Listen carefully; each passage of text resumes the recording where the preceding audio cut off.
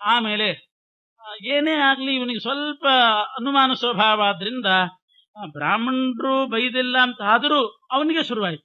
ಓಹ್, ನಾನು ಯುದ್ಧ ಮಾಡಿದ್ರಿಂದ ಅಧರ್ಮ ಆಯ್ತೋ ಏನೋ, ಇಷ್ಟೆಲ್ಲ ಜೀವನಾಶ ಆಯ್ತು ಅಂತ ವಿಷಾದ ಯೋಗ ಶುರುವಾಯಿತು ಧರ್ಮರಾಜನಿಗೆ. ಇನ್ನಕ್ಕೆ ಅರ್ಜುನನಿಗೆ ಮೊದಲು ಬಂದಿತ್ತು, ಇವನಿಗೆ ಆಮೇಲೆ ಬಂತು ವಿಷಾದ ಯೋಗ. ಅಯ್ಯೋ ಅಧರ್ಮ ಆಯ್ತಲ್ಲ ಅಂತ ಬಂದಾಗ ಕೃಷ್ಣ ಇವರೆಲ್ಲ ಎಷ್ಟು ಬುದ್ಧಿವಾದ ಹೇಳಿದ್ರು ಕೇಳಲಿಲ್ಲ. ಇವರೆಲ್ಲ ನೀವೆಲ್ಲ ಬಾಂಧವ್ಯದಿಂದ ನನಗೆ ಸುಮ್ಮನೆ ಕಣ್ಣೀರು ಒರೆಸ್ತಿದ್ದೀರಷ್ಟೇನೆ, ಇದು ಅಧರ್ಮನೇ, ನೀವೆಲ್ಲ ನಮ್ಮ ಬಳಗದವರು ಅಂತ ನನ್ನನ್ನ ಮುಚ್ಚಿಟ್ಟು ಈ ರೀತಿ ಹೇಳ್ತಾ ಇದ್ದೀರಿ ಅಂತ ಅಂದಾಗ ಕೃಷ್ಣ ಅಂತಾನೆ, ಹಾಗಾದ್ರೆ ನಾನು ಹೇಳೋದಿಲ್ಲ, ನಾನು ಹೇಳಿದ್ರೆ ಬಾಂಧವ್ಯದಿಂದ ನೀನು ಸುಳ್ಳು ಹೇಳ್ತಿದ್ದಿ ಅಂತ ನನ್ನ ಮೇಲೆ ಅನುಮಾನ ನಿನಗೆ. ಧರ್ಮಯುದ್ಧ ಅಂತ ಹೇಳಿದ್ರು ಅವನಿಗೆ ಅಧರ್ಮ ಅಂತ ಅನುಮಾನ ಧರ್ಮರಾಜನಿಗೆ. ಕೃಷ್ಣ ಧರ್ಮ ಯುದ್ಧ, ಇದು ಧರ್ಮನೇ ಆಯಿತು, ನಿನಗೇನು ಅಧರ್ಮ ಇಲ್ಲ ಅಂತಂದ್ರು ಕೃಷ್ಣನ ಮಾತಿನ ಮೇಲೆ ಅನುಮಾನ. ಇವರೆಲ್ಲ ಕೃಷ್ಣನಿಗೆ ಸೋದರತ್ತೆ ಮಕ್ಕಳು, ಸುಮ್ಮನೆ ಸಮಾಧಾನ ಪಡಿಸಲಿಕ್ಕೆ ಹೇಳ್ತಿದ್ದಾನೇನೋ ಅಂತ ಅವನ ಭಾವನೆ. ಅದು ಗೊತ್ತಾಗಿ ಕೃಷ್ಣ ಕೊನೆಗಂತಾನೆ, ಹಾಗಾದ್ರೆ ನಾನು ಹೇಳೋದಿಲ್ಲ, ಇದು ಧರ್ಮಯುದ್ಧವೇ, ಇದು ನಿನಗೆ ಅಧರ್ಮ ಲೇಷವೂ ಇಲ್ಲ ಅನ್ನೋದನ್ನ ಶತ್ರು ಪಕ್ಷದವರಾದ ಭೀಷ್ಮರಿಂದ ಹೇಳಿಸ್ತೇನೆ. ಆವಾಗ ನೀನು ನಂಬ್ತೀಯೋ ಇಲ್ಲೋ. ಇನ್ನೂ ಅವರು ಪ್ರಾಣ ಬಿಟ್ಟಿಲ್ಲ, ಉತ್ತರಾಯಣ ಕಾಯ್ಕೊಂಡು ಕೂತಿದ್ದಾರೆ. ಅಲ್ಲಿ ಹೋಗೋಣ, ಭೀಷ್ಮಾಚಾರ ಹತ್ರ ಹೋಗೋಣ, ಅವ್ರ ಬಾಯಿಂದ ಹೇಳಿಸಿದ ಮೇಲೆ ಆದ್ರೂ ನಂಬು ಅಂತ ಹೇಳಿ ಪಾಂಡವರನ್ನೆಲ್ಲ ಕರ್ಕೊಂಡು ಭೀಷ್ಮರ ಬಳಿ ಹೋಗ್ತಾ ಇದ್ದಾನೆ ಶ್ರೀಕೃಷ್ಣ. ಇದರಲ್ಲೂ ಅವನದೊಂದು ತಂತ್ರ ಇತ್ತು. ಏನು ಅಂತಂದ್ರೆ, ಈ ನೆಪ ಮಾಡಿಕೊಂಡು ತಾನೇ ಧರ್ಮರಾಜನಿಗೆ ಮನಸ್ಸಮಾಧಾನ ಆಗುವ ಹಾಗೆ ಮಾಡಿಬಿಡಬಹುದಾಗಿತ್ತು. ಆದ್ರೂ ಪಾಂಡವರನ್ನೆಲ್ಲ ಕರ್ಕೊಂಡು ಭೀಷ್ಮರ ಹತ್ರ ಹೋದ್ರೆ ತನ್ನ ಭಕ್ತನೇ, ಭೀಷ್ಮನು ಕೂಡ ವಸುದೇವತೆ, ತನ್ನ ಭಕ್ತನಾದ ಭೀಷ್ಮನಿಗೆ ಸ್ವಲ್ಪ ಸಮಾಧಾನ ಆಗ್ತದೆ. ಆ ವೇದನೆ ನೋವು ಕಡಿಮೆ ಆಗ್ತದೆ. ಕಡಿಮೆ ಆಗಲಿ ಅಂತ ಹೇಳಿ ಪಾಂಡವರನ್ನ ಕರ್ಕೊಂಡು ಹೋದ್ನ. ಅದಕ್ಕೆ ಆಸ್ಪತ್ರೆಯಲ್ಲಿರುವವ್ರನ್ನ, ಕಷ್ಟದಲ್ಲಿರೋರ್ನ ಹೋಗಿ ಮಾತಾಡಿಸ್ಬಿಡ್ತಿರ್ತಾರೆ. ಯಾಕೆಂದ್ರೆ ಯಾರಾದ್ರೂ ಮಾತಾಡ್ಸಲಿಕ್ಕೆ ಬಂದ್ರು ಸಾಕು, ಅವ್ರಿಗೆ ಸ್ವಲ್ಪ ಸಮಾಧಾನ ಆಗ್ತದೆ, ಆ ವೇದನೆ ಮರ್ತು ಹೋಗ್ತದಂತೆ.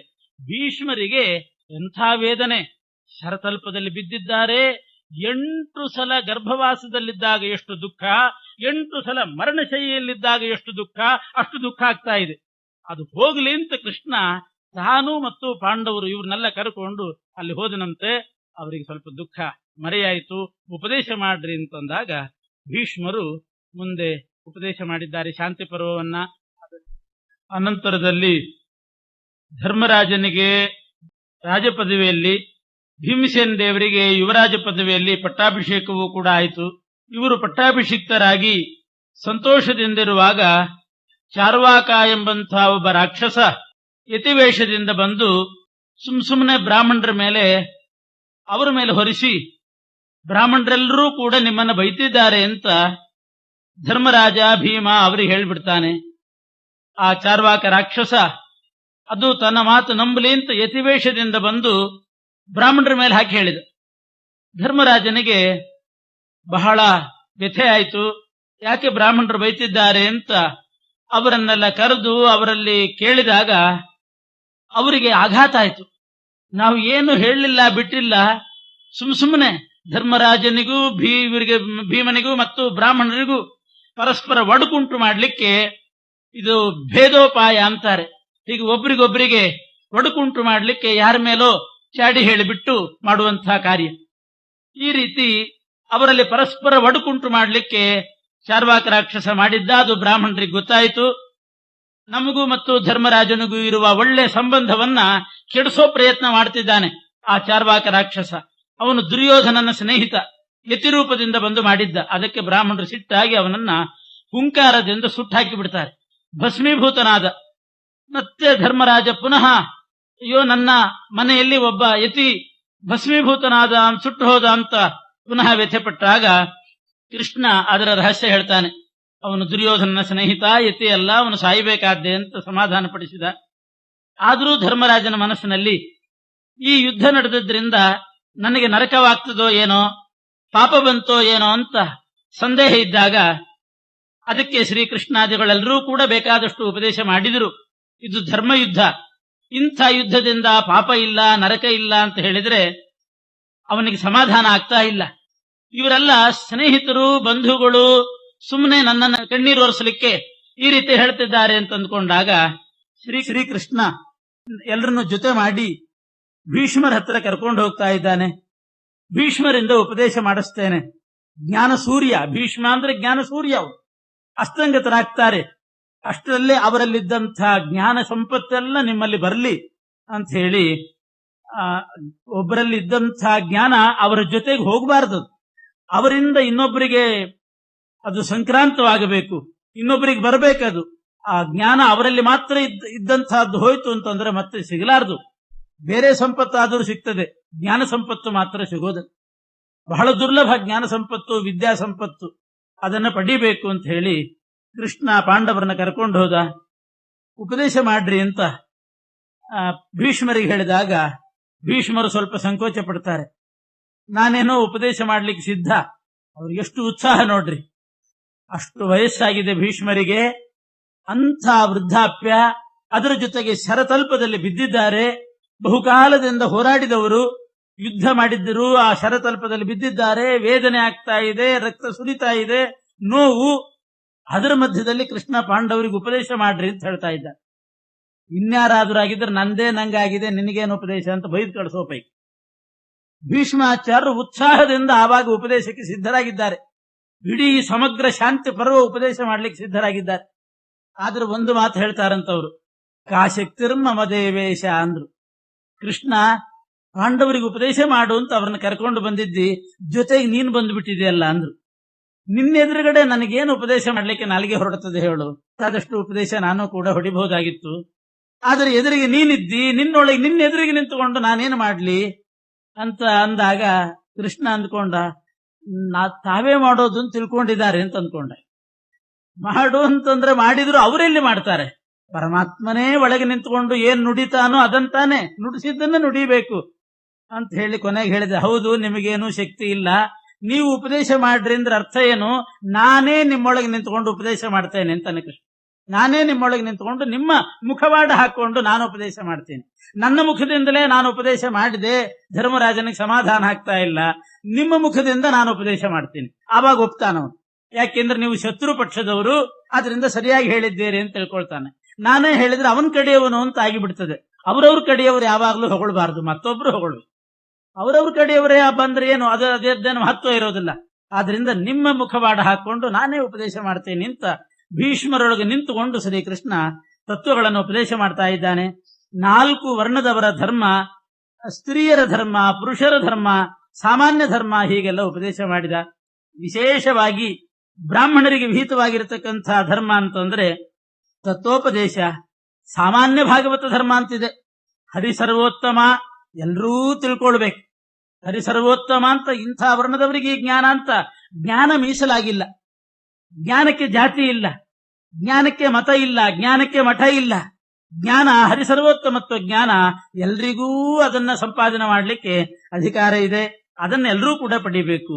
ದೇವತಾ ತಾರತಮ್ಯ ಜ್ಞಾನ. ವಿಷ್ಣು ಸರ್ವೋತ್ತಮೋಥ ಪ್ರಕೃತಿ ರಥ ವಿಧಿ ಪ್ರಾಣನಾಥಾವಥೋಕ್ತೆ ಬ್ರಹ್ಮಾಣಿ ಭಾರತೀ ಚ ದ್ವಿಜಫಣಿಪ ಮೃಡಾ ಚ ಸ್ತ್ರಿಯ ಷಟ್ಚ ವಿಷ್ಣೋ ಸೌಪರ್ಣಿ ವಾರುಣಿ ಪರ್ವತಪತಿ ತನಯ ಚೇಂದ್ರ ಕಾಮಾವಥಾಸ್ಮಾನ್ ಪ್ರಾಣೋಥೋ ಯೋ ನಿರುದ್ಧೋ ರತಿಮನುಗುರವೋ ದಕ್ಷ ಶಚ್ಯೌ ಚ ಪಹಂತು ತ್ರಾಯಂತಾಂ ನ ಸದೈತೆ ಪ್ರವಹ ಉತ ಯಮೋ ಮಾನವಿ ಚಂದ್ರ ಸೂರ್ಯೌ ಚಾಪೋಥೋ ನಾರದೋಥೋ ಭೃಗುರನಲಕುಲೇಂದ್ರ ಪ್ರಸೂತಿಶ್ಚ ನಿತ್ಯಂ ವಿಶ್ವಾಮಿತ್ರೋ ಮರೀಚಿ ಪ್ರಮುಖ ವಿಧಿಸುತಾ ಸಪ್ತ ವೈವಸ್ವತಾಖ್ಯಶ್ಚೈವಂ ವೈ ಮಿತ್ರತಾರೆ ವರನಿರತಿ ನಾಮ ಪ್ರಾವಹೀಚ ಪ್ರಸನ್ನಾಃ ವಿಶ್ವಕ್ಸೇನೋಶ್ವಿನೌತೌ ಗಣಪತಿ ಧನಪೌ ಉಕ್ತಶೇಷಾಶತಸ್ಥಾಃ ದೇವಾಶ್ಚೋಕ್ತೇತರಾನ್ನೇ ತದವರಮನವಶ್ಚಾವನೋಚತ್ಯ ಸಂಜ್ಞೌ ವೈನ್ಯೋ ಯಃ ಕಾರ್ತವೀರ್ಯಃ ಕ್ಷಿತಿಪತಿ ಶಶಬಿಂದು ಪ್ರಿಯಾದಿವ್ರತೋಥೋ ಗಂಗಾ ಪರ್ಜನ್ಯ ಸಂಜ್ಞೆ ಶಶಿಯಮದಯಿತೆ ಮಾ ವಿರಾಟ್ಯಾಶುಪಂತು. ಈ ರೀತಿ ತಾರತಮ್ಯ ಜ್ಞಾನ ದೇವತೆಗಳದ್ದು ಅವಶ್ಯವಾಗಿ ಎಲ್ಲ ವರ್ಣದವರೂ ಕೂಡ ಪಡೆಯಬೇಕು ಅಂತಿದೆ. ವಿಷ್ಣು ಸರ್ವೋತ್ತಮತ್ವ ಜ್ಞಾನ, ದೇವತಾ ತಾರತಮ್ಯ ಜ್ಞಾನ, ಮತ್ತು ಎಂದೂ ಕೂಡ ವಿಷ್ಣುವಿಗಾಗಲಿ ವೈಷ್ಣವರಿಗಾಗಲಿ ವಿರೋಧ ಮಾಡದೇ ಇರೋದು. ಯಾವ ವೈಷ್ಣವನನ್ನು ಕೂಡ ವಿಷ್ಣುವನ್ನಾಗ್ಲಿ ಎಂದೂ ವಿರೋಧ ಮಾಡದೆ ಇರೋದು, ಬದುಕೋದು, ಇದೆಲ್ಲ ಎಲ್ಲಾ ವರ್ಣದವರಿಗೂ ಸಾಧಾರಣವಾಗಿರತಕ್ಕಂಥ ಧರ್ಮ. ಒಬ್ಬೊಬ್ಬರಿಗೆ ಒಂದೊಂದು ವಿಶೇಷ ಧರ್ಮ ಅಂತಿದೆ. ಬ್ರಾಹ್ಮಣರಿಗೆ ವಿಶೇಷ ಧರ್ಮ ಅಂತಂದ್ರೆ ತತ್ವೋಪದೇಶ ನೀಡೋದು ಬ್ರಾಹ್ಮಣರಿಗೆ ವಿಶೇಷವಾದ ಧರ್ಮ ಅಂತ. ಎಲ್ರಿಗೂ ಕೂಡ ಏತದ್ದೇಶ ಪ್ರಸೂತಸ್ಯ ಸಕಾಶಾತ್ ಅಗ್ರಜನ್ಮನಃ ಸ್ವಂ ಸ್ವಂ ಚರಿತ್ರಂ ಶಿಕ್ಷೇರನ್ ಪೃಥಿವ್ಯಾಂ ಸರ್ವ ಮಾನವಾಹ. ಭೂಮಿಯಲ್ಲಿರ್ತಕ್ಕಂಥ ಎಲ್ಲ ಮಾನವರು ಬ್ರಾಹ್ಮಣರಿಂದ ತತ್ವೋಪದೇಶವನ್ನು ಪಡೆಯಬೇಕು. ಎಲ್ರಿಗೂ ಕೂಡ ತಾವು ಅಧ್ಯಯನ ಮಾಡಿದ್ರಲ್ಲಿ ಸಾರ ಸಂಗ್ರಹ ಮಾಡಿ ಬೇರೆಯವರಿಗೆ ಉಪದೇಶ ಮಾಡೋದು ಅದು ಬ್ರಾಹ್ಮಣರಿಗೆ ಮುಖ್ಯವಾದ ವಿಶೇಷವಾದ ಧರ್ಮ. ಎಂದೂ ಕೂಡ ಬ್ರಾಹ್ಮಣರಿಗೆ ಇನ್ನೊಂದು ವಿಶೇಷ ಧರ್ಮ ಹೇಳ್ತಾರೆ. ಯಾರಿಗೂ ಕೂಡ ಅವರು ದೇಹದಂಡವನ್ನ ಮಾಡಬಾರದು. ಶಾರೀರ ದಂಡ ಸಂತ್ಯಾಗ. ಯಾರನ್ನ ಬಿಟ್ಟು? ಶಿಷ್ಯರನ್ನ ಬಿಟ್ಟು ಪುತ್ರರನ್ನ ಅವರನ್ನ ಮಾಡಬಹುದಂತ. ಮಿತಿಮೀರಿ ತಪ್ಪು ಮಾಡಿದಾಗ ಪತ್ನಿಗೂ ಕೂಡ ಶಾರೀರ ದಂಡ ಮಾಡಬಹುದಂತ. ಮೂರು ಜನರನ್ನ ಬಿಟ್ಟು ಇನ್ಯಾರಿಗೂ ಕೂಡ ದೇಹದಂಡನ ಮಾಡುವ ಅಧಿಕಾರ ಬ್ರಾಹ್ಮಣ ವರ್ಗಕ್ಕಿಲ್ಲ ಅಂತ ಹೇಳ್ತಾ ಇದ್ದಾರೆ. ಬೋಧನೆ ಮಾಡಬೇಕು, ಉಪದೇಶ ಮಾಡಬೇಕು. ಪುತ್ರರಿಗೆ ಶಿಷ್ಯರಿಗೆ ಅಪರಾಧ ಮಾಡಿದ ಪತ್ನಿಗೆ ದೇಹದಂಡ. ಅದು ಎಷ್ಟರ ಮಟ್ಟಿಗೆ ಅಂತಂದ್ರೆ ವೇದನಾವಾ ಚಿರನ್ನತು. ಚಿರಕಾಲ ವೇದನೆ ಆಗದೆ ಇದ್ದ ಹಾಗೆ, ಚಿರಕಾಲ ವೇದನೆ ಆಗಿರಬಾರದು, ಭಯ ಹುಟ್ಟಿರಬೇಕು, ಅಷ್ಟು ಮಾತ್ರ ಮಾಡಬೇಕು. ಆಸ್ಪತ್ರೆಗೆ ಸೇರಿಸುವಷ್ಟಂತೂ ಸರ್ವಾತ್ಮನ ಮಾಡಿಬಿಡ. ಇದು ಅವರಿಗಿರ್ತಕ್ಕಂಥ ಪ್ರಧಾನವಾದ ಧರ್ಮ. ಬದುಕಲಿಕ್ಕೆ ಹೇಗೆ ಬದುಕಬೇಕು ಅಂತಂದ್ರೆ ಅಪ್ರಯತ್ನದಿಂದ ಏನ್ ಲಭ್ಯವಾಗ್ತದೋ ಅಷ್ಟರಿಂದಲೇನೆ ಬದುಕಬೇಕು. ಭಿಕ್ಷೆ ಬೇಡಿದ್ರೂ ಪರವಾಗಿಲ್ಲ, ಅಧ್ಯಾಪನ ಅದರಿಂದಲೂ ಸಂಪಾದನೆ ಮಾಡಬಹುದು. ಪೌರೋಹಿತ್ಯ ವೃತ್ತಿಯಿಂದ, ಅಧ್ಯಾಪನ ಅಂದ್ರೆ ಶಿಷ್ಯರು, ಅವರಲ್ಲಿ ಕೇಳೋದಲ್ಲ, ಶಿಷ್ಯರು ತಾವಾಗೆ ಏನಾದರೂ ಕೊಟ್ರೆ ಇಂತಿಷ್ಟು ಅಂತ ಎಂದೂ ಕೂಡ ಯಾರಿಗೂ ನಿರ್ಬಂಧ ಮಾಡೋ ಹಾಗಿಲ್ಲ. ಅವ್ರು ಎಷ್ಟು ಕೊಡ್ತಾರೋ, ಯಾವುದಕ್ಕೆ ಅಂತ ಕೊಡ್ತಾರೋ ಅದಕ್ಕೇನೆ ಪ್ರಾಮಾಣಿಕವಾಗಿ ಅದನ್ನ ವಿನಿಯೋಗ ಮಾಡಿಕೊಂಡು ಬದುಕೋದು ಅದು ವಿಹಿತವಾಗಿದೆ. ಪೌರೋಹಿತ್ಯ ವೃತ್ತಿಯಿಂದ ಬದುಕೋದು ಕೂಡ ಬ್ರಾಹ್ಮಣರಿಗೆ ಅದು ವಿಶೇಷವಾದಂತಹ ಧರ್ಮ, ಅದು ಬದುಕಿನ ಮಾರ್ಗ ಅಂತ ಭೀಷ್ಮರು ಉಪದೇಶ ಮಾಡಿದ್ದಾರೆ. ಆದ್ರಿಂದ ಜೀವನ ನಿರ್ವಹಣೆ ಮಾಡಬಹುದು. ಪಾಠ ಹೇಳಿ ಶಿಷ್ಯರು ಕೊಟ್ಟಾಗ ಅದನ್ನು ಸ್ವೀಕಾರ ಮಾಡಿ ಜೀವನ ನಿರ್ವಹಣೆ ಮಾಡಬೇಕು. ಆದ್ರೆ ನಿರ್ಬಂಧ ಮಾತ್ರ ಮಾಡೋ ಹಾಗಿಲ್ಲ. ಎಂಥ ಆಪತ್ತು ಬಂದಾಗ, ಮಹಾ ಆಪತ್ತು ಬಂದಾಗ ಕ್ಷತ್ರಿಯ ಧರ್ಮ, ವೈಶ್ಯ ಧರ್ಮವನ್ನ, ಕೃಷಿ ವಾಣಿಜ್ಯ ಇಂಥ ವೈಶ್ಯ ಧರ್ಮವನ್ನ, ಅದು ಕೂಡ ಆಪದ್ಧರ್ಮ ಅಂತ ಅದು ಕೂಡ ಬಂದಿದೆ. ಕ್ಷತ್ರಿಯರು ಹೇಗೆ ಬದುಕಬೇಕು ಅಂತಂದ್ರೆ, ಕ್ಷತ್ರಿಯರು ಬದುಕುವಾಗ ದೇವಸ್ವ ಧರ್ಮಸ್ವ ಬ್ರಹ್ಮಸ್ವ, ದೇವತೆಗಳ ಸಂಪತ್ತು ದೇವತೆಗಳಿಗೆ ಅಂತಿದ್ದದ್ದು ಅದು ಎಂದೂ ಕೂಡ ಕ್ಷತ್ರಿಯರು ಪ್ರಜೆಗಳಿಗಾಗಿ ಅದನ್ನು ವಿನಿಯೋಗ ಮಾಡೋ ಹಾಗಿಲ್ಲ. ರಾಮಾಯಣದಲ್ಲಿಯೂ ಈ ಮಾತು ಬರ್ತದೆ. ಅರ್ಥದಿಂದ ಧರ್ಮಕ್ಕೆ ಪೀಡೆ ಅಂತಂದ್ರೆ ದೇವರಿಗಾಗಿ ವಿನಿಯೋಗಿಸಬೇಕಾದಂತಹ ಸಂಪತ್ತು ಯಾರ ಉದ್ದೇಶಕ್ಕೆ, ಯಾರಿಗಾಗಿ ವಿನಿಯೋಗ ಮಾಡಬೇಕು ಹೀಗೆ ಕೊಟ್ಟಿರ್ತಾರೋ ಅದನ್ನ ಇನ್ಯಾವುದಕ್ಕೋ ಬಳಸಿದ್ರು ಅಂತಂದ್ರೆ ಅದು ದೊಡ್ಡ ಅಪರಾಧ ಆಗ್ತದಂತೆ ರಾಜರು ಮಾಡೋ. ಆದ್ರಿಂದ ದೇವರ ಸೇವೆಗೆ ಅಂತ ಬಂದದ್ದನ್ನ, ಅಂಥದ್ದನ್ನ ತನ್ನ ಕೀರ್ತಿಗಾಗಿ ಬಳಸೋದು, ಯಾರ್ಯಾರಿಗೋ ಕೊಟ್ಟು ತಾನು ಕೀರ್ತಿ ಸಂಪಾದನೆ ಮಾಡೋದು, ಇದೆಲ್ಲ ಮಹಾ ನಿಷಿದ್ಧ ಅಂತ. ಕ್ಷತ್ರಿಯರಿಗೆ ನಿಷಿದ್ಧ, ಬ್ರಾಹ್ಮಣರಿಗಂತೂ ಪ್ರಾಮಾಣಿಕವಾಗಿರಬೇಕಾದದ್ದು, ಅವರಿಗೆ ಸರ್ವಾತ್ಮನ ನಿಷಿದ್ಧ. ಆದ್ರಿಂದ ಯಾರು ಯಾವುದಕ್ಕೋಸ್ಕರ ದೇವರ ಸಂಪತ್ತು ದೇವರಿಗಾಗಿ ಕೊಟ್ಟಿರ್ತಾರೋ ಹಾಗೇ ವಿನಿಯೋಗ ಆಗಬೇಕಂತೆ. ಎಂದಿಗೂ ಕೂಡ ಅದನ್ನ ವ್ಯತ್ಯಾಸ ಮಾಡಬಾರದು ಅಂತ ಹೇಳ್ತಾರೆ. ಆದ್ರಿಂದ ದೇವಸ್ವವನ್ನ ಎಂದೂ ಬಳಸಬಾರದು ಕ್ಷತ್ರಿಯರು. ಹಾಗೆ ಬ್ರಹ್ಮಸ್ವವನ್ನು ಕೂಡ, ಬ್ರಾಹ್ಮಣರ ಆಸ್ತಿ ಪಾಸ್ತಿಯನ್ನ ಇಸಿಕೊಂಡು ಅದನ್ನ ಕಸಿಕೊಂಡು ಅದರಿಂದ ಪ್ರಜೆಗಳನ್ನ ರಕ್ಷಣೆ ಮಾಡ್ತೇನೆ ಅಂತಂದ್ರೆ ಇದು ಅವರಿಗೆ ಸರ್ವಾತ್ಮನ ನಿಷಿದ್ಧ. ಅವ್ರು ಮಾಡ್ತಕ್ಕಂತಹ ಕ್ರಮ ಬೇರೆ ಇದೆ. ಶತ್ರುಗಳನ್ನ ನಿಗ್ರಹ ಮಾಡಿ ಅದೆಲ್ಲ ಮಾಡಬಹುದು, ಆದ್ರೆ ಬ್ರಹ್ಮಸ್ವ ದೇವಸ್ವದಿಂದ ಮಾತ್ರ ಮಾಡಬಾರದು. ಬೇರೆ ಎಲ್ಲಾ ರೀತಿಯಾದ ದ್ರವ್ಯವನ್ನು ಅವರು ಕೂಡ ಅನುಭವಿಸಲಿಕ್ಕೆ ಅಧಿಕಾರಿಗಳಾಗಿದ್ದಾರೆ. ವಿರೋಧಿಗಳಾಗಿರ್ತಕ್ಕಂಥ ಕ್ಷತ್ರಿಯರು, ಹರಿವಿರೋಧಿಗಳು, ಪರಮಾತ್ಮನ ದ್ವೇಷಗಳಿದ್ರೆ ಅಂಥವರಿಂದ ಬಲಾತ್ಕಾರವಾಗಿ ಅದನ್ನೆಲ್ಲ ಸ್ವೀಕಾರ ಮಾಡಬಹುದು. ಅನ್ಯಾಯ ಮಾಡ್ತಕ್ಕಂಥವರಿದ್ರೆ ಅಂಥವರಿಂದ ಸ್ವೀಕಾರ ಮಾಡಬಹುದು. ನಹುಶನ ಜ್ಞಾನ ತಪಸ್ಸು ಎಲ್ಲವನ್ನೂ ಭೀಮಸೇನ ದೇವರು ಕಸಿದುಕೊಂಡ್ರು ಅಂತಿದೆ. ದುರ್ಯೋಧನನನ್ನು ಸಾಯಿಸಿದ ಮೇಲೆ ದುರ್ಯೋಧನ ಅವನ 199 ಜನ ತಮ್ಮಂದಿರೇನಿದ್ರು ಅವರೆಲ್ಲರ ಜ್ಞಾನ, ಅವರಲ್ಲಿ ಇರ್ತಕ್ಕಂಥ ಪುಣ್ಯ ಅದನ್ನ ಭೀಮ ಕಸ್ಕೊಂಡ ಅಂತಿದೆ. ಈ ರೀತಿ ಪರಮಾತ್ಮನ ವಿರೋಧಿಗಳು ಅಯೋಗ್ಯರಿದ್ರೆ ಅವರಿಂದ ತೆಗೆದು ಅದರಿಂದ ದೇಶವನ್ನ ರಕ್ಷಣೆ ಮಾಡಬಹುದು. ಈಗಲೂ ಕೂಡ ಅದೇ ರೀತಿ ಫೈನ್ ಹಾಕೋದು ಅಂತ ಹೇಳ್ತಾರೆ. ತಪ್ಪು ಮಾಡಿದವರ ಮೇಲೆ ದಂಡ ಹಾಕೋದು ಅಂದ್ರೆ ಅರ್ಥ ಏನು? ಅವರ ಮೇಲೆ ದಂಡ ಹಾಕಿ ಅದನ್ನಿಸಿಕೊಂಡು ಅದರಿಂದ ರಕ್ಷಣೆ ಮಾಡಬಹುದು. ಆದರೆ ಬ್ರಹ್ಮಸ್ವ ದೇವಸ್ವವನ್ನ ಕ್ಷತ್ರಿಯರು ಬಳಸಲಿಕ್ಕಿಲ್ಲ ಅಂತ ವಿಶೇಷವಾಗಿ ಹೇಳಿದ್ದ. ಪ್ರತಿಯೊಬ್ಬ ಕ್ಷತ್ರಿಯನೂ ಕೂಡ ಧರ್ಮದ ಕಡೆ ನಿಂತು ಹೋರಾಡುವಾಗ, ಧರ್ಮಕ್ಕೆ ಜಯ ಆಗಲಿ ಅಂತ ನಿಂತು ಧರ್ಮದ ಪಕ್ಷಪಾತಿಯಾಗಿ ಹೋರಾಡುವಾಗ ಪ್ರಾಣ ಹೋದರೂ ಪರವಾಗಿಲ್ಲ, ಪಲಾಯನ ಮಾತ್ರ ಮಾಡಬಾರ್ದಂತೆ ಕ್ಷತ್ರಿಯರು. ಅದು ಅವರಿಗೆ ಪಲಾಯನ ಅನ್ನೋದು ಮಹಾ ಅಧರ್ಮ ಆಗ್ತದೆ. ಇನ್ನು ಅಧರ್ಮದಲ್ಲೇನಾದರೂ ಇದ್ರೆ ಆವಾಗ ಪಲಾಯನ ಮಾಡಬಹುದು. ದುರ್ಯೋಧನನ ಕಡೆ ಇದ್ದವರು ಪಲಾಯನ ಮಾಡಿ ಅದನ್ನು ಬಿಟ್ಟು ಈ ಕಡೆ ಬರೋದು, ಆ ಕಡೆ ಹೋಗೋದು, ಯುದ್ಧ ಮಾಡದೆ ಹೋದ್ರೆ ಅದು ಅಷ್ಟು ಅಧರ್ಮ ಅಲ್ಲ. ಆದರೆ ಧರ್ಮದ ಕಡೆ ನಿಂತು ಯುದ್ಧ ಮಾಡುವಾಗ ಮಾತ್ರ ಪಲಾಯನ ಮಾಡಬಾರದು. ವೈಶ್ಯರಿಗೆ ವಿಶೇಷವಾದ ಧರ್ಮ ಅಂತಂದ್ರೆ ಕೃಷಿ ಮಾಡೋದು, ವಾಣಿಜ್ಯ ವ್ಯಾಪಾರ, ಗೋರಕ್ಷಣೆ ಮಾಡೋದು, ಬಡ್ಡಿ ವ್ಯವಹಾರ ಮಾಡೋದು, ಇದೆಲ್ಲವೂ ಕೂಡ ಅವರಿಗೆ ವಿಹಿತವಾಗಿದೆ. ಶೂದ್ರ ವರ್ಣದವರಿಗೆ ಅವರಿಗೆ ವಿಶೇಷವಾದ ಧರ್ಮ ಅಂತಂದ್ರೆ ಮೂರೂ ವರ್ಣದವರಿಗೆ ಅನುಕೂಲವಾಗಿ ಅವರಿಗೆ ಸಹಾಯ ಮಾಡಿಕೊಂಡು, ಅವರಿಂದ ಉಪದೇಶ ಪಡ್ಕೊಂಡು, ಅವರಿಂದ ಏನೇನು ದೇಶದ ಕ್ಷೇಮ ಆಗ್ತದೆ ಅದಕ್ಕೆ ಹೆಗಲು ಕೊಟ್ಟು ನಿಂತುಕೊಂಡು ಸಹಾಯ ಮಾಡೋದು ಅವರ ವಿಶೇಷ ಧರ್ಮ ಅಂತ 4 ವರ್ಣದ ಧರ್ಮಗಳನ್ನು ಹೇಳಿದ್ದಾರೆ. ಸ್ತ್ರೀಯರು ಪುರುಷರು ಅವರಿಗೆ ವಿಶೇಷವಾದದ್ದು ಅಂತಂದ್ರೆ ಪುರಾಣದ ಅಭ್ಯಾಸ. ಬ್ರಾಹ್ಮಣ ಸ್ತ್ರೀಯರು ವೇದ ವ್ಯತಿರಿಕ್ತವಾಗಿರತಕ್ಕಂತಹ ಪುರಾಣಗಳನ್ನ ಅಭ್ಯಾಸ ಮಾಡೋದು, ಪಾತಿವ್ರತ್ಯ, ಇದೆಲ್ಲ ಅವರಿಗೆ ವಿಶೇಷವಾಗಿರತಕ್ಕಂತಹ ಧರ್ಮ.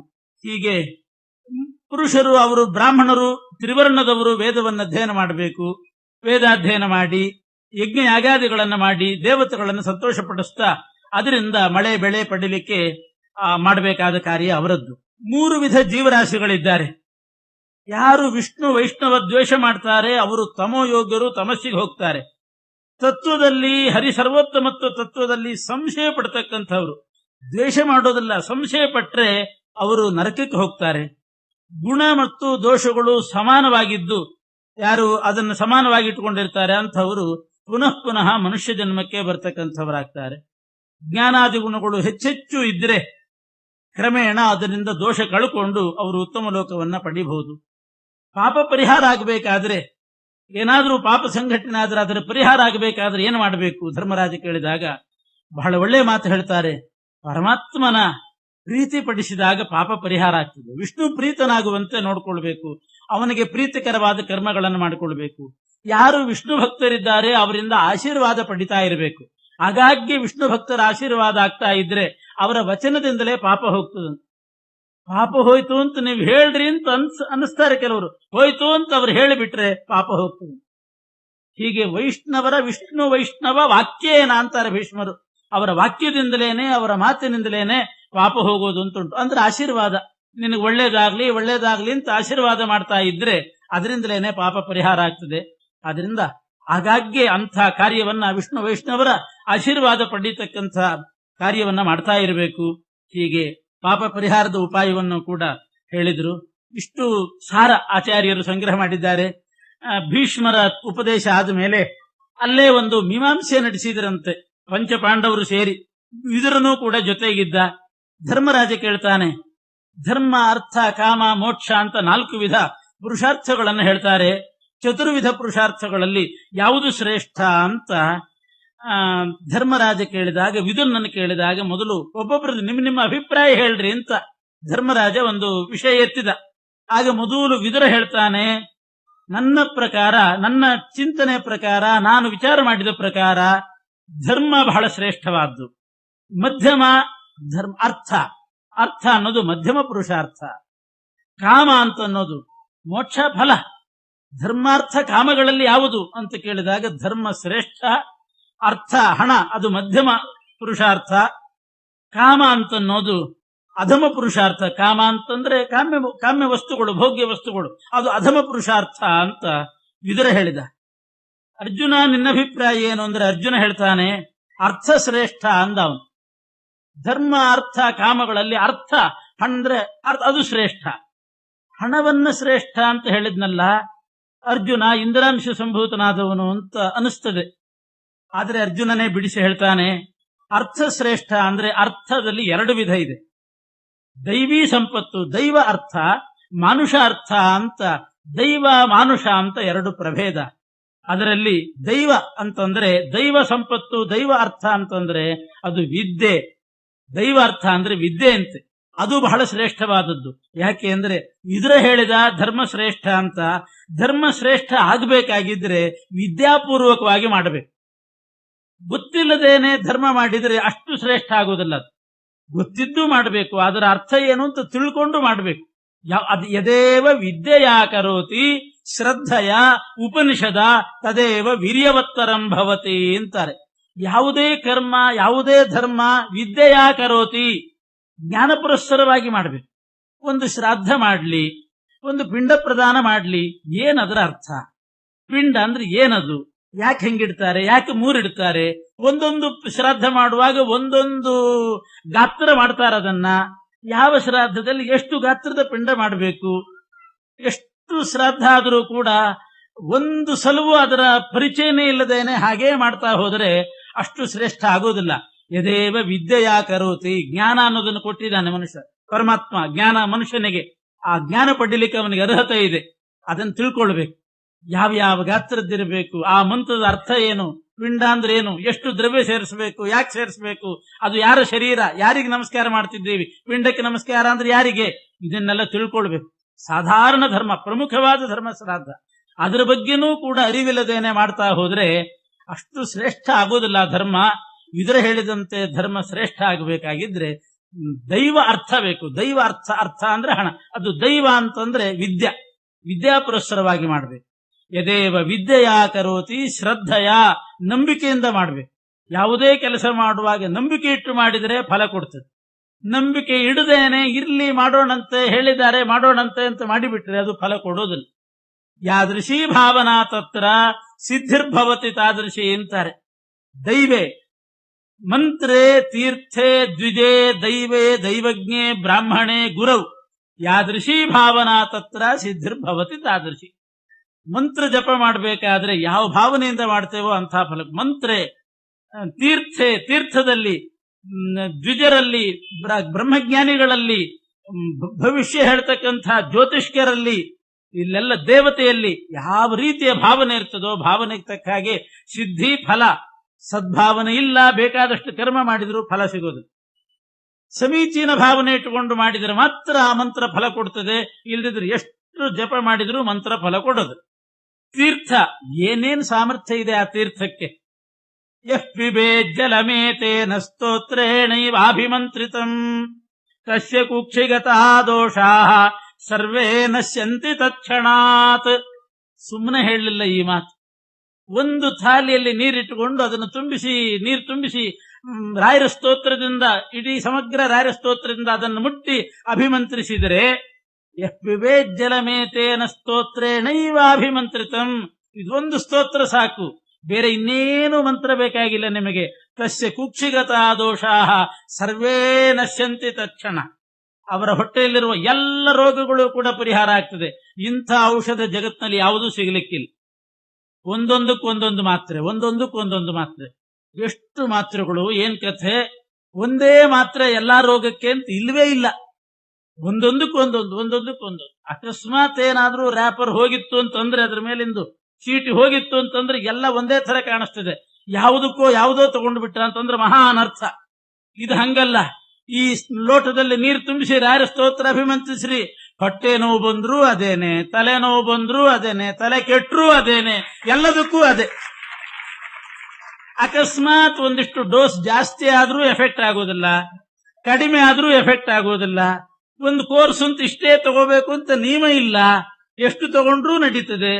ಎಂಥ ದಿವ್ಯ ಔಷಧಿ. ರಾಯರ ಸ್ತೋತ್ರದಿಂದ ಆ ನೀರು ಅಭಿಮಂತ್ರಿಸಿ ಬಿಟ್ರಿ ಅಂತಂದ್ರೆ ತಸ್ಯ ಕುಕ್ಷಿಗತ ದೋಷಾಃ ಸರ್ವೇ ಏವ ನಶ್ಯಂತಿ, ಎಲ್ಲವೂ ನಾಶ ಆಗಿಬಿಡ್ತದೆ. ನಶ್ಯಂತೇವ, ನಾಶ ಆಗೇ ಆಗ್ತದೆ. ಶ್ರದ್ಧೆ ಇದ್ರೆ, ಅದರ ಅರ್ಥ ತಿಳ್ಕೊಂಡಿದ್ರೆ, ಏನಿದೆ ರಾಯರ ಸ್ತೋತ್ರದಲ್ಲಿ ಅಂತ ಅರ್ಥ ತಿಳ್ಕೊಂಡಿದ್ರೆ, ಶ್ರದ್ಧೆ ಇದ್ರೆ, ಯದೇವ ವಿದ್ಯೆಯಾ ಕರೋತಿ ಶ್ರದ್ಧೆಯ ಉಪನಿಷದ. ಅವನಿಗೆ ಯೋಗ್ಯತೆನೂ ಬೇಕು. ಆ ಯೋಗ್ಯತೆ ಇತ್ತು ಅಂತಾದ್ರೆ ಎಲ್ಲವೂ ಆಗ್ತದೆ. ಇಂಥ ದಿವ್ಯ ಈ ರೀತಿ ಭಾವನೆ ಇರಬೇಕು ನಮಗೆ. ಯಾದೃಶಿ ಭಾವನಾ ತತ್ರ ಸಿದ್ಧಿರ್ಭವತಿ ತಾದೃಶಿ ಅಂತ ಇದು ವ್ಯಾಸರ ವಾಣಿ. ದೊಡ್ಡವರು ಹೇಳಿದಂಥ ಮಾತು, ಅದು ಸುಳ್ಳಲ್ಲ. ಆದ್ರಿಂದ ಅರ್ಥ ಅಂತಂದ್ರೆ ವಿದ್ಯೆ. ಆ ವಿದ್ಯೆ ಅನ್ನೋದು ಧರ್ಮಕ್ಕೂ ವಿದ್ಯೆನೇ ಸಾಧನ. ವಿದ್ಯೆ ಇಲ್ಲ ಅಂತ ಆದ್ರೆ ಅದು ಧರ್ಮ ಆಗೋದಿಲ್ಲ, ಬರೇ ಕರ್ಮ ಆಗಿಬಿಡ್ತದೆ. ಕರ್ಮ ಯೋಗ ಆಗಬೇಕಾದ್ರೆ, ಅದು ಧರ್ಮ ಆಗಬೇಕಾಗಿದ್ರೆ ವಿದ್ಯಾಪುರಸ್ಸರವಾಗಿ ಜ್ಞಾನಪುರಸ್ಸರವಾಗಿ ಮಾಡಬೇಕು. ಅದಕ್ಕೆ ಹಿಂದಿನ ಪುರಾಣಗಳಲ್ಲಿ ಶಾಸ್ತ್ರಗಳಲ್ಲಿ ಎಲ್ಲ ಹೇಳಿದ್ದಾರೆ. ಅದನ್ನು ಶ್ರವಣ ಮಾಡ್ತಾ ಹೋದಂತೆ ಉಪನಿಷತ್ತುಗಳು ಅದನ್ನೆಲ್ಲ ಅಧ್ಯಯನ ಮಾಡಿದರೆ ಆವಾಗ ಆ ವಿದ್ಯೆ ಏನಿದೆ ಅದು ಶ್ರೇಷ್ಠವಾದ ದೈವಾರ್ಥ ಅಂತ ಅದಕ್ಕೆ ರಾಘವೇಂದ್ರ ಸ್ವಾಮಿಗಳು ಅವರಲ್ಲಿ ಬಡತನ ಅಂದ್ರೆ ಏನು, ಬಾಹ್ಯ ಸಂಪತ್ತಿದ್ದಿಲ್ಲ, ವಿದ್ಯಾ ಅನ್ನುವ ಅರ್ಥ ಬೇಕಾದಷ್ಟಿತ್ತು ಅವರು. ವಿದ್ಯಾಧನಂ ಸರ್ವಧನಾತ್ ಪ್ರಧಾನಂ ಅಂತಾರೆ. ಅದನ್ನೇ ಅರ್ಜುನ ಹೇಳಿದಂತಹದ್ದು ಅದು ತತ್ವ. ವಿದ್ಯಾ ಅನ್ನೋದು ಅದು ಅರ್ಥ, ಅದು ಬಹಳ ಶ್ರೇಷ್ಠ. ಯಾಕೆ ಧರ್ಮಕ್ಕೆ ಸಾಧನ ಆಗ್ತದೆ. ಇನ್ನು ಭೌತಿಕ ಅರ್ಥ ತಗೊಂಡ್ರೆ ಅದು ಶ್ರೇಷ್ಠವೇ ಅಂತಾನೆ.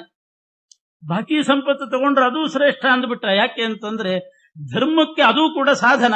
ಅರ್ಥ ಇಲ್ದಿದ್ರೆ ಧರ್ಮ ಸಂಪಾದನೆ ಹೇಗೆ ಮಾಡ್ಲಿಕ್ಕೆ ಅರ್ಥ ಇಲ್ದಿದ್ರೆ ಮಾಡ್ಲಿಕ್ಕೆ ಆಗೋದೇ ಇಲ್ಲ ಅಂತ ಏನರ್ಥ ಅಲ್ಲ. ಶ್ರದ್ಧೆಯಿಂದ ಎಷ್ಟಿತ್ತೋ ಅಷ್ಟರಲ್ಲೇ ಮಾಡಬಹುದು. ಆದ್ರೆ ಅರ್ಥ ಇತ್ತು ಅಂತಂದ್ರೆ ಆ ಅರ್ಥದಿಂದ ದೊಡ್ಡವರನ್ನ ಮತ್ತೊಬ್ಬರನ್ನ ಅಗತ್ಯ ಇದ್ದವರಿಗೆ, ಯಾರಿಗೆ ಅದರ ಅಗತ್ಯ ಇದೆ ಅಂಥವ್ರನ್ನ ತೃಪ್ತಿಪಡಿಸಿದಾಗ ಅವರು ತೃಪ್ತರಾಗಿ ಬೇಕಾದಷ್ಟು ವಿದ್ಯೆಯನ್ನು ಉಪದೇಶ ಮಾಡಿ ಅವರು ಮಾಡುವ ಕರ್ಮ ಧರ್ಮ ಆಗೋ ಹಾಗೆ ಮಾಡ್ತಾರಂತೆ. ಆದ್ರಿಂದ ಅರ್ಥ ಮೂಲ ಆಗಿ ಬಿಡ್ತದೆ. ಈಗ ಇವರಿಗೆ ದ್ರೋಣಾಚಾರ್ಯರಿಗೆ ಅರ್ಥ ಬೇಕಾಗಿತ್ತು, ಮಗನಿಗೆ ಅಶ್ವತ್ಥಾಮಾಚಾರ್ಯ ಹಾಲು ಕುಡಿಸ್ಲಿಕ್ಕೆ ಅರ್ಥ ಬೇಕಾಗಿತ್ತು. ಅಂಥ ಅರ್ಥವನ್ನು ನಾವು ಕೊಡ್ತೇವೆ, ನಿಮಗೆ ದ್ರವ್ಯವನ್ನು ನಾವು ಕೊಡ್ತೇವೆ, ಊಟ ವಸತಿ ಎಲ್ಲದಕ್ಕೂ ವ್ಯವಸ್ಥೆ ಮಾಡ್ತೇವೆ ಅಂತ ಹೇಳಿ ಪಾಂಡವರು ಎಂಥ ಅಸ್ತ್ರವಿದ್ಯೆಯನ್ನು ಪಡೆದ್ರು ದ್ರೋಣಾಚಾರ್ಯರಿಂದ. ಅರ್ಜುನ ಎಂಥ ವಿದ್ಯೆಯನ್ನು ಪಡೆದ. ಆದ್ರಿಂದ ವಿದ್ಯೆ ಪಡಿಬೇಕಾಗಿದ್ರೆ ಅದು ಅರ್ಥವೂ ಕೂಡ ಕೆಲವು ಸಂದರ್ಭದಲ್ಲಿ ಉಪಯೋಗ ಬೀಳ್ತದೆ. ಮಧ್ವಾಚಾರ್ಯರು ಒಂದು ಅಪೂರ್ವವಾದ ತತ್ವ ಹೇಳ್ತಾರೆ. ಯಾರಿಗಾದರೂ ಅನಾಯಾಸವಾಗಿ ಹಣ ಬರೋದಿದ್ರೆ, ಸಂಪತ್ತು ಬರೋದಿದ್ರೆ, ಅಧಿಕಾರ ಬರೋದು ಅಂತಿದ್ರೆ ಸುಮ್ಮನೆ ಒಣ ವೈರಾಗ್ಯ ಮಾಡಿ ಅದನ್ನ ಬಿಡ್ಲಿಕ್ಕೆ ಹೋಗ್ಬೇಡ್ರಿ ಅಂತ. ತಗೊಳ್ರಿ, ಅದನ್ನ ತಗೊಳ್ರಿ. ನಿಮಗದು ಬೇಡವಾಗಿರ್ಬಹುದು, ನೀವು ವಿರಕ್ತರಾಗಿರ್ಬಹುದು, ನಿಮಗೆ ಬೇಡ ಆಗಿರಬಹುದು. ಆ ಅಧಿಕಾರ ನಿಮ್ಮ ಕೈಗೆ ಸಿಕ್ಕಾಗ 10 ಜನ ಸಜ್ಜನರಿಗೆ ಅದರಿಂದ ಒಳ್ಳೆ ಉಪಕಾರ ಮಾಡ್ಲಿಕ್ಕೆ ಆಗ್ತದೆ ಅನ್ನೋ ದೃಷ್ಟಿಯಿಂದ ಅದನ್ನು ತಗೊಳ್ರಿ ಅಂತಾರೆ ಮಧ್ವಾಚಾರ್ಯ. ಎಂಥೆಂಥ ತತ್ವ ಹೇಳಿದ್ದಾರೆ. ಅದನ್ನು ನಿಮಗೆ ಬೇಡ ಆಗಿರಬಹುದು, ಅಗತ್ಯ ಇದ್ದವರಿಗೆ ಹಣ ಬೇಕಾಗ್ತದೆ, ಅವರಿಗೆ ದಾನ ಮಾಡ್ಲಿಕ್ಕೆ ಆದ್ರೂ ನೀವು ಸಂಪಾದನೆ ಮಾಡ್ರಿ. ನಿಮಗೆ ಹೆಚ್ಚಾಗಿರಬಹುದು, ಆದ್ರೂ ಹೆಚ್ಚೆಚ್ಚು ಸಂಪಾದನೆ ಮಾಡ್ರಿ. ಯಾರು ಇಲ್ಲದವರು ಇರ್ತಾರೆ ಸಜ್ಜನರು, ಅಂಥವರಿಗೆ ಅದನ್ನು ಕೊಡ್ರಿ. ಅದರಿಂದ ನಿಮಗೆ ಅವರ ಪ್ರೀತಿ, ಅವರ ತೃಪ್ತಿ, ಅವರಿಂದ ವಿದ್ಯಾಲಾಭ ಇಂಥದ್ದೆಲ್ಲ ಆಗ್ತದೆ. ಹೀಗೆ ಅರ್ಜುನ ಅರ್ಥವನ್ನ 2 ವಿಭಾಗ ಮಾಡಿ ಶ್ರೇಷ್ಠ ಅಂತ ಈ ರೀತಿ ಸಮರ್ಥನೆ ಮಾಡ್ತಾನೆ. ಭೀಮಸೇನ ದೇವರನ್ನ ನಕುಲ ಸಹದೇವರು ಕೂಡ ನಮ್ಗೆ ನಿಮ್ದೇನು ಅಂತಂದ್ರೆ ಅರ್ಜುನ ಹೇಳಿದ್ದೆ ನಮ್ದು ಅಂದ್ಬಿಟ್ಟು. ಕೆಲವ್ರು ಹೇಳ್ತಿದ್ ನಾವೇನು ಹೇಳ್ಬೇಕು ಅಂತಿದ್ವಿ ಅದನ್ನೆಲ್ಲ ಇವ್ರು ಹೇಳಿದ್ದಾರೆ, ಆದ್ರಿಂದ ನಾವೇನ್ ಜಾಸ್ತಿ ಉಪನ್ಯಾಸ ಮಾಡೋದಿಲ್ಲ ಅಂತ ಮುಗಿಸಿ ಹೋಗ್ತಿರ್ತಾರೆ. ನಕುಲ ಸಹದೇವರು ಹಂಗ್ ಮಾಡಿಬಿಟ್ರು. ನಾವೇನ್ ಹೇಳ್ಬೇಕು ಅಂತಿದ್ವಿ ಅದನ್ನ ಅರ್ಜುನನೇ ಹೇಳ್ಬಿಟ್ಟಿದ್ದಾನಾದ್ರಿಂದ ಅರ್ಜುನಂದೇ ನಮ್ಮ ಅಭಿಪ್ರಾಯ ಅಂತ ಹೇಳಿ ಅವ್ರು ಸುಮ್ಮನೆ ಕೂತು. ಮುಂದಿನ ಸರದಿ ಭೀಮಂದು ಬಂದು ಧರ್ಮರಾಜ ಕೇಳ್ತಾನೆ, ಭೀಮ ನಿನ್ನ ಅಭಿಪ್ರಾಯ ಹೇಳು. ಭೀಮ ಹೇಳಿದ, ಧರ್ಮ ಅರ್ಥ ಕಾಮಗಳಲ್ಲಿ ಕಾಮಶ್ರೇಷ್ಠ ಅಂದ್ಬಿಟ್ಟ ಭೀಮ. ಎಲ್ರಿಗೂ ಒಂದ್ಸಲ ಅಲ್ಲಿದ್ದವರಿಗೆ ಆಶ್ಚರ್ಯ ಆಗಿಬಿಡ್ತಂತೆ.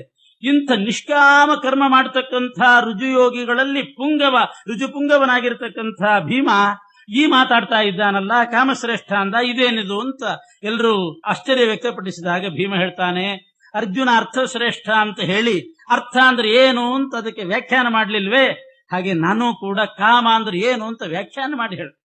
ಕಾಮ ಅಂದ್ರೆ ಅರ್ಥ ಏನು? ಕಾಮ ಅಂದ್ರೆ ಇಷ್ಟ ಅಂತ ಅರ್ಥ. ಯಾರಿಗೆ ಯಾವುದು ಇಷ್ಟವಾಗಿರ್ತದೋ ಅದಕ್ಕೆ ಕಾಮ ಅಂತ ಕರೀತಾರೆ. ಇನ್ನೊಂದರ್ಥ ಕಾಮ ಅಂದ್ರೆ ಇಚ್ಛೆ ಅಂತ ಅರ್ಥ. ಕಾಮ ಶಬ್ದಕ್ಕೆ ಇಚ್ಛೆ ಅಂತ ಅರ್ಥ ಇದೆ, ಇಚ್ಛೆ ಪಟ್ಟದ್ದು, ಇಷ್ಟವಾದದ್ದು ಅಂತ ಅರ್ಥ ಇದೆ. ಆದ್ರಿಂದ ಪ್ರತಿಯೊಬ್ಬರಿಗೂ ಕೂಡ ಧರ್ಮ ಉತ್ತಮ ಆಗೋದು ಯಾವಾಗ? ಅದು ಇಷ್ಟವಾದ್ರೆ ಮಾತ್ರ ಧರ್ಮ ಉತ್ತಮ ಆಗ್ತದೆ. ಪುರುಷಾರ್ಥಗಳಲ್ಲಿ ಧರ್ಮ ಉತ್ತಮ ಆಗೋದು ಅದು ಅವರಿಗೆ ಇಷ್ಟ ಆಗಬೇಕು. ಮೋಕ್ಷ ಪುರುಷಾರ್ಥ ಪರಮ ಪುರುಷಾರ್ಥ ಯಾಕಾಯ್ತು? ಮೋಕ್ಷ ಇಷ್ಟ ಆದ್ರಿಂದ. ಅರ್ಥ ಪುರುಷಾರ್ಥ ಯಾಕಾಯ್ತು? ಅದು ಇಷ್ಟ ಆದ್ರಿಂದ. ಪುರುಷಾರ್ಥ ಅಂದ್ರೇನು? ಪುರುಷರಿಗೆ ಯಾವುದು ಇಷ್ಟವೋ ಅದು ಪುರುಷಾರ್ಥ, ಪುರುಷರಿಗೆ ಇಷ್ಟವಾದದ್ದೇ ಪುರುಷಾರ್ಥ.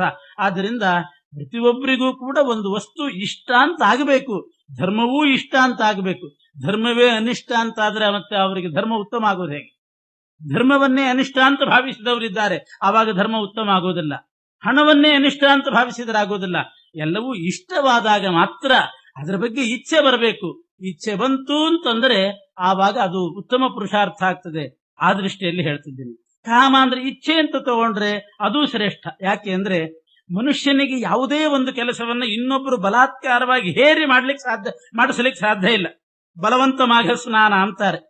ಮಾಘ ಮಾಸದಲ್ಲಿ ಬಲವಂತ ಮಾಘ ಸ್ನಾನ ಅಂತ ಒಂದು ಗಾದೆ ಇದೆ ಹೇಳೋದು. ಬಲವಂತವಾಗಿ ಯಾರಿಗಾದ್ರೂ ಏನಾದ್ರೂ ಕೆಲಸ ಮಾಡಿಸಿದ್ರೆ ಇದು ಬಲವಂತ ಮಾಘ ಸ್ನಾನ ಅಂತ.